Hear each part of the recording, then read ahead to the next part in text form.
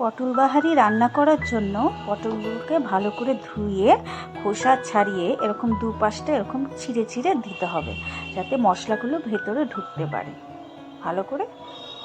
এবার পটলগুলোর মধ্যে অল্প করে হলুদ ও অল্প করে লবণ মাখিয়ে নিতে হবে।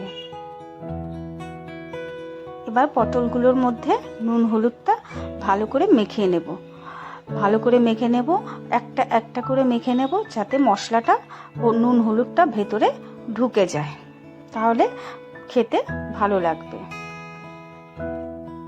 এবার একটা ফ্রাই প্যানের মধ্যে ভাজা মশলা তৈরি করে নেব। গোটা ধনে 1.5 চামচ,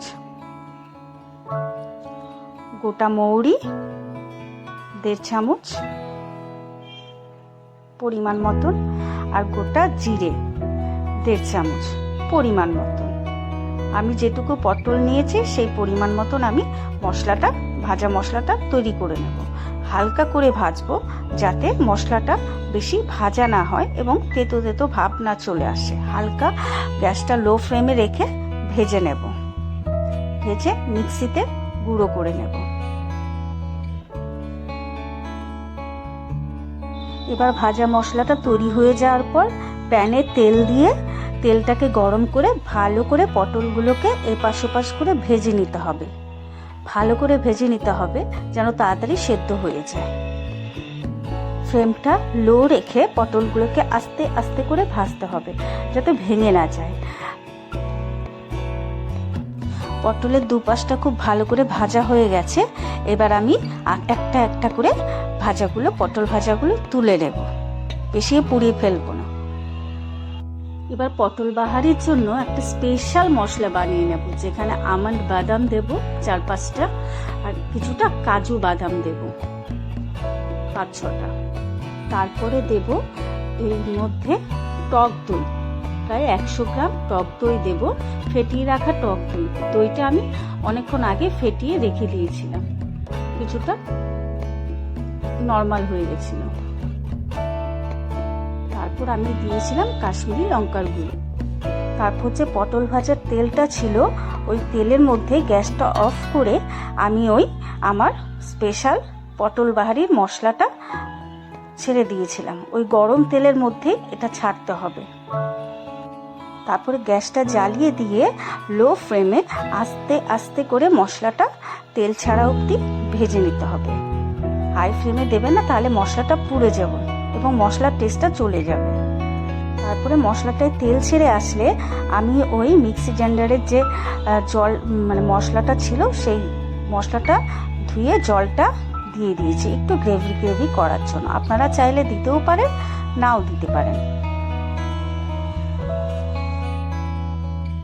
তারপর গ্রেভিটা ফুটে উঠলে তার মধ্যে কিছু চেরা কাঁচা লঙ্কা দিয়ে দেব, ঝাল।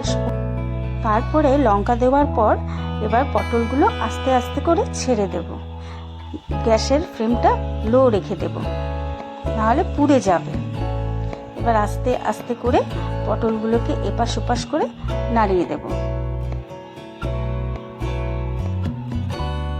তারপর ঝোলটা আস্তে আস্তে ফুটে উঠলে তার মধ্যে একটু স্বাদ মতন লবণ দিয়ে দেব, আর স্বাদ মতন একটু চিনি দিয়ে দেব। চিনিটা একটু বেশি করে দেব, ভালো লাগবে।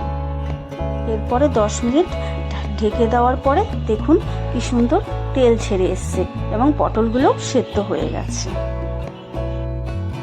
এরপর ওই যে ভাজা মশলাটা তৈরি করেছিলাম, ওই ভাজা মশলাটা ওপর দিয়ে 2 চামচ মতন দিয়ে দেব। ভাজা মশলা দেওয়ার পর এর মধ্যে কাসুরি মেথি দিয়ে দেব, 1 চামচ কাসুরি মেথি দিয়ে দেব। স্মেলটা ভালো আসবে, খেতেও টেস্টি হবে। এরপর সব মশলাগুলোকে দেওয়ার পরে দেখুন কি সুন্দর তেল ছেড়ে এসছে। এর মধ্যে কিন্তু আমি জল দেইনি, জল ছাড়াই এই গ্রেভি তেল ছেড়ে এসছে। এবং আমি সব শেষে নামানোর আগে এই পটল বাহারির মধ্যে 1 কাপ দুধ দিয়ে দেব। এটাই গ্রেভির জন্য কাজ করবে। দেখুন কি সুন্দর গ্রেভি হয়ে গেল, তেলও ছেড়ে আসলো এবং আমার পটল বাহারি একদম তৈরি। এবার পরিবেশন করতে হবে।